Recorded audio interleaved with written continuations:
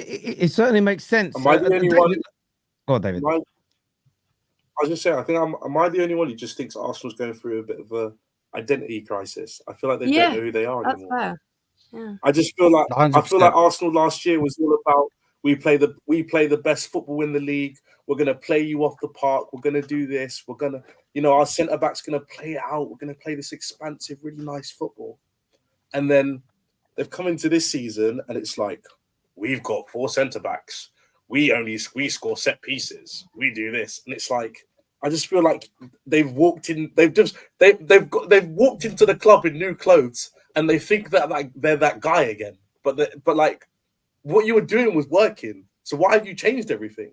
Because I felt like what all Arsenal needed to do was just develop on what they were doing. But I feel like they're coming to this season and they've always got they've overthought it a little bit, I think, as well. He's big brain.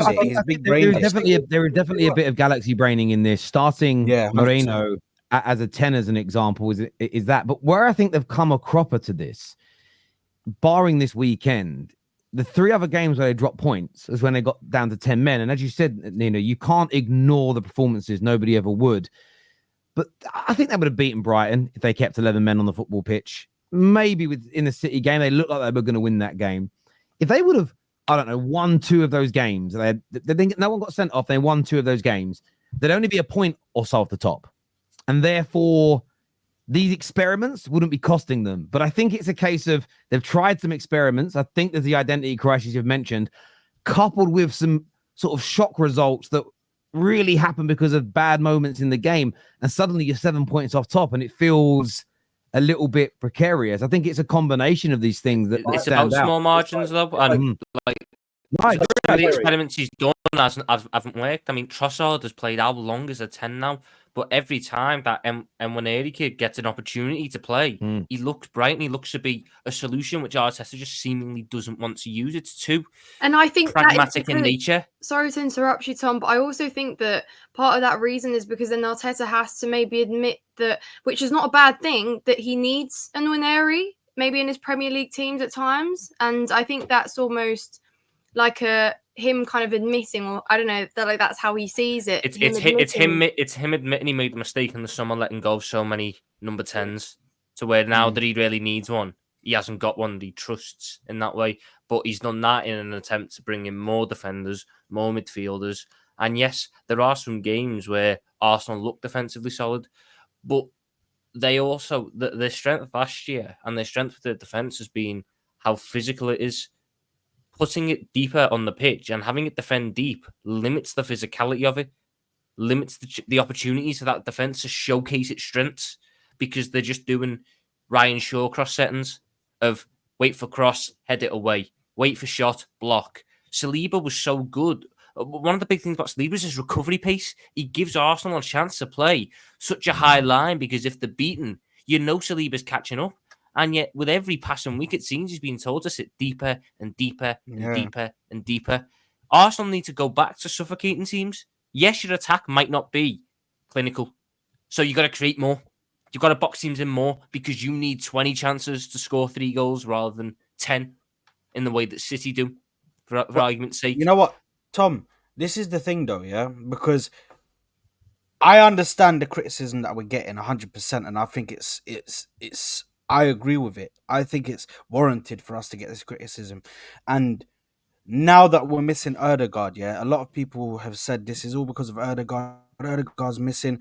But this is where you earn your bread. As a manager, this is where you earn your bread. When you're missing a key player like Erdegaard, you have to come up with something that works. You have to try and change the system. This is why we say Pep is one of the greatest managers in world football. This is why we say that Alex Ferguson was one of the greatest managers in English football, the greatest manager. One of because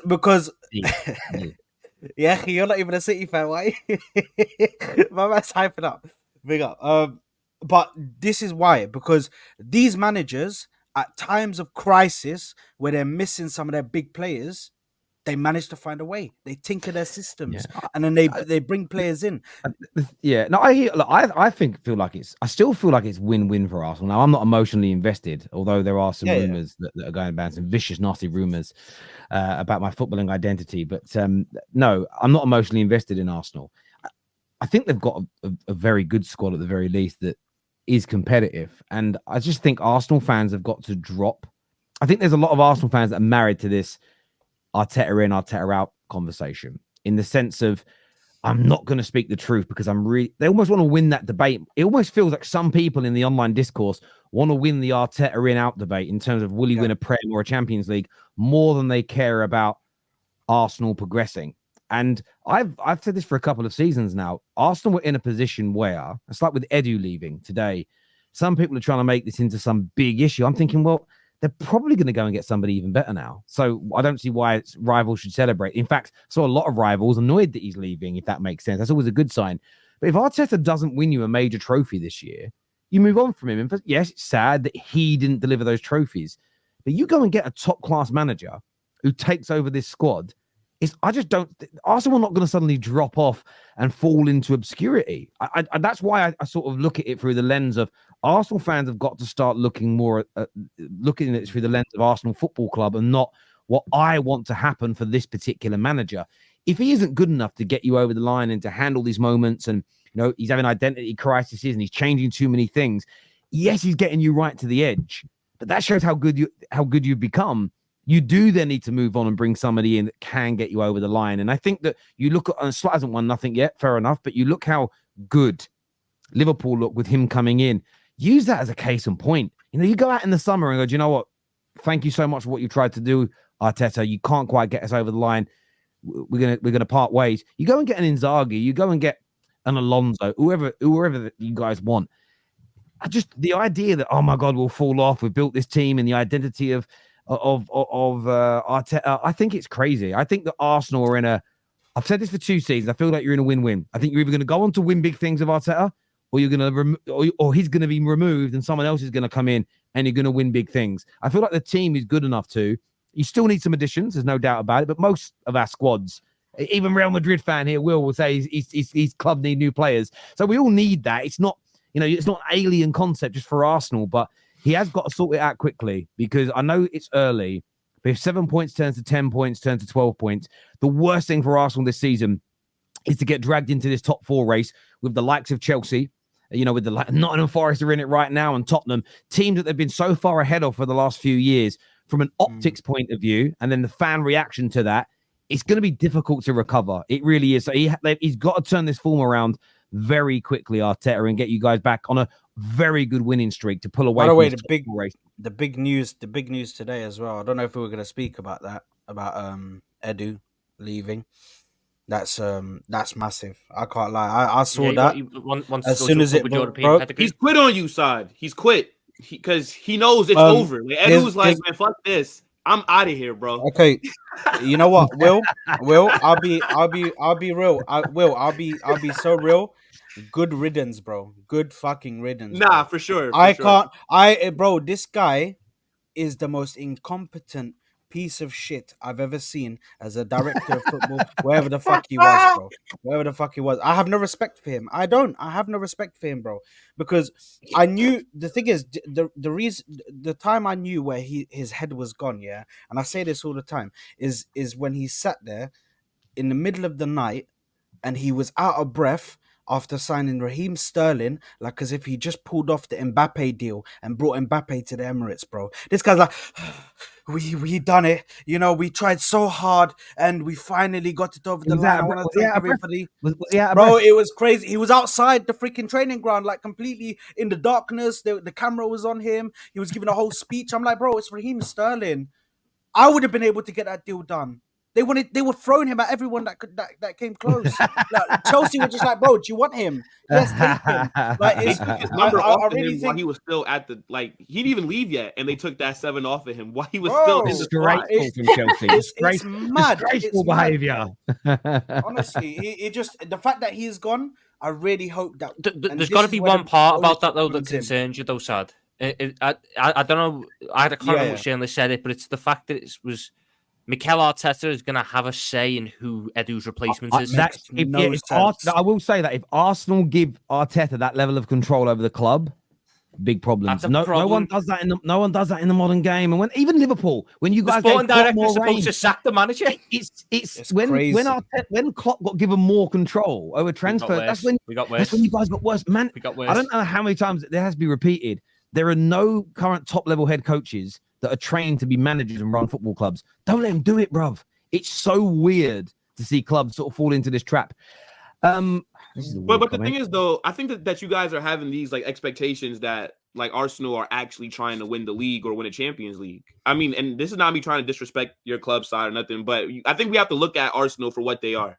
They're happy to be in the conversation. If they get over the line, then they'll be happy too. But I think the main thing that they wanted to do was get back to where Wenger had them, and that's just being in the top four.